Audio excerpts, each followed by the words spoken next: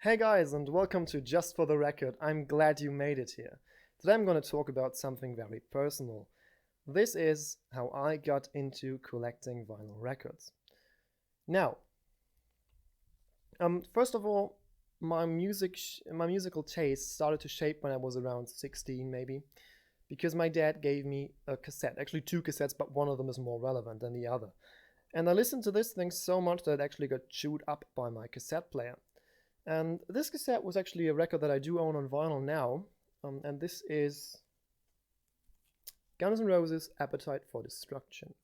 My father is a huge Guns N' Roses, AC/DC, Led Zeppelin, Pink Floyd fan, and he introduced me to them, especially AC/DC and Guns N' Roses fairly early.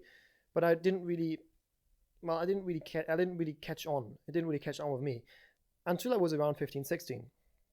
And then I started to listen to this cassette over and over again and over and over again. And Mom was complaining because it was so loud and it was running the entire time. And everybody knew how Night Train and Welcome to the Jungle is spelled at the end.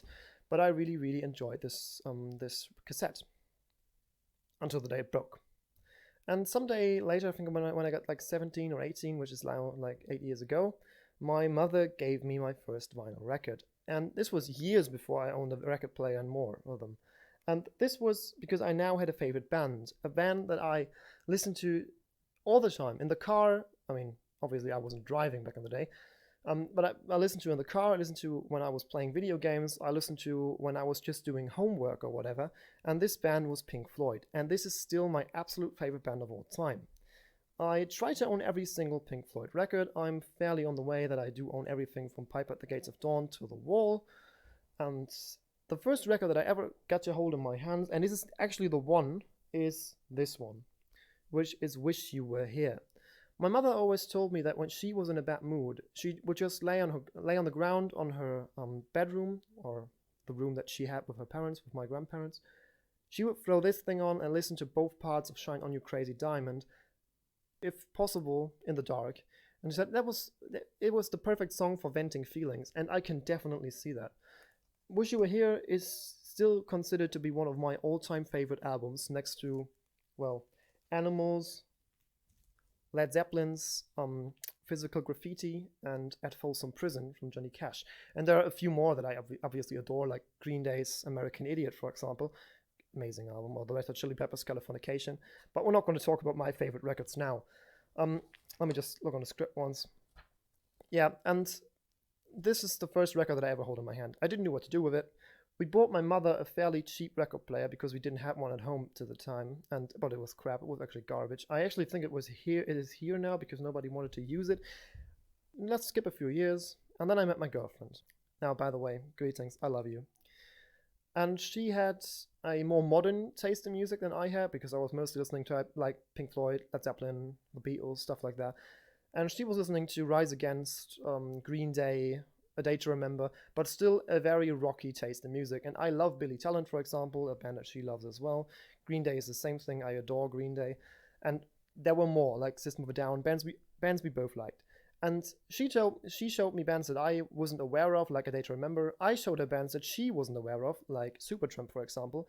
And we both got into the idea of, you know what, there is a big flea market every like 2 months in the summer. Why don't we go there and search out a few vinyl records? Maybe we like it, maybe we'll buy a record player. And that's what we did. We went out there and we searched for a few records. We wanted to buy one actually, just to have a nice little thing. And we bought, I think it was a 5, one of a German artist, and it was Dark Side of the Moon, obviously repressed for like €5, but amazing, still amazing deal. If You Want Blood, You Got It from AC/DC, and stuff like that. I was very, very happy. We showed those records on shelves like we do here, but it was in our old apartment, much smaller. Now we've got like much more room for the record stuff. Well, but we still had the record player. This was like in summer. And then Christmas came around. And I thought, you know what? I'm going to buy her a record player. So I knew that in my hometown, we're now living in Hamburg, which is the second biggest city in Germany. But back in this time, I was still living with my parents. And I know that in my hometown, there is a store that is selling used records. So he had like 12,000 or something like back in the day. and he was selling record players, and he's repairing them as well, which is a great thing. And I walked into this room after I finished working, and I said, you know what? Hey, my name is Kilian. I want to buy a record player. And he was like, do you know anything about this? And I was, no, I don't. The person that I'm going to talk now is the owner of the shop. He is called Tom. And we are going to do some videos in Tom's store. I've already talked about this with him. It's going to be amazing, but COVID-19 doesn't let us do that now. But he got a real friend of mine, and I've been in this shop hundreds of times, and I've spent far too much money, but I'm fairly okay. I mean, I presume more than 2/3 of what is in here and what is laying around on the other side is out of his store, which means like 120 records. But fair enough. I like used records. That's just a side thing. And he showed me around, and he said, like, you know what? You don't know if you're going to stick to the hobby. Go a little cheaper on prices. And I was like, that's nice. That's a nice idea. And I bought a record player and a amplifier. I actually got some kind of speakers, which I can show you now, but they are horrible. Which are those? Those are Panasonics, but if you see how thin the cable is, and it's dusty, you will already know that it's fairly horrible. And they didn't sound good, but those were just laying around. I think I paid about 100 euros for the Onkyo amplifier and 50 euros for my first dual record player. Dual is fairly alright. It's actually like, you can buy them. If they're used, you can buy them. It was like from the early 80s, mid 80s, I think. And it was alright. But we started to listen to music.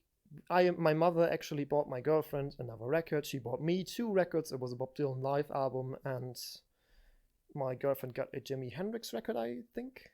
Something like that. And we listened to them. I actually got my Animals copy that I do have there, my original Animals copy out of Germany, which I'm so proud of because it's actually my favorite album of all time, which my mother gave me to this Christmas as well. And the Bob Dylan live album, I was happy. And we listened to this few records that we got, like 8 or something that we had, so much that we thought, like, you know what, we're going to buy a different record player. We're going to spend money now. And I walked to Tom again, to the store, and I said, you know what, is it possible to trade this in? And he said, you know what, it's fair. You're a good person. You give me this thing back, and I'll give you the entire price of the records, and I'll remove this price from the next one you're buying. And then I saw this beautiful thing that I'm going to blend in now. This is a Technics SL3310. First of all, it's beautiful, it sounds marvelous, and it is the hell of expensive. I think I paid around 300 euros for a used one out of the 70s. The record player is worth every penny of it, and in its new state, it has been so much more expensive. Now, the thing about used record players is, if you do not know somebody who, first of all, knows something about record players, and second of all, can repair them, you shouldn't buy a used one. But since I know Tom, and I'm a good friend with Tom, I know that if my record player ever breaks, I'll bring it to him. 2 days later, I'm going to get it back, and it's running. And that's amazing. This is the reason why I bought a used one, and it looks marvelous. I really love the looks. Technics obviously is one of the top brands that you could buy record players, especially used record players from. And I couldn't be more happy with a record player than I am with this thing. Now we do own about 200 records. We actually ordered about 200 euros worth of records yesterday. No, we didn't order on Amazon. And I'm very, very happy.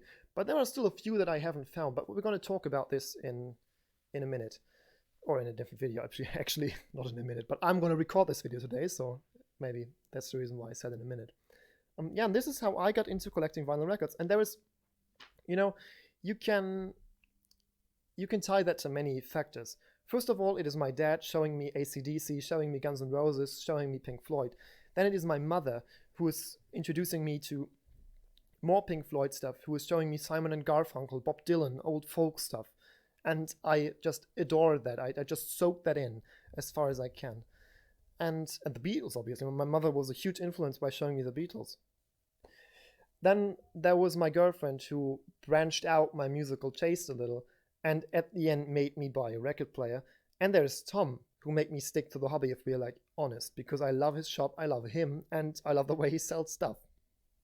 And I think he likes me, actually. Maybe he just likes me because no, he does like me because I'm a fairly genuinely alright person, mostly. But he is as well. I wanted to say he just likes me because of the money, but that was just kidding. No, and those are the reasons why I listen to vinyl records. All right, I'm glad you stuck to this video. I hope it wasn't too boring. Maybe you're gonna leave your story how you found into vinyl records. It would be a pleasure to read it. All right, see you next time. Bye.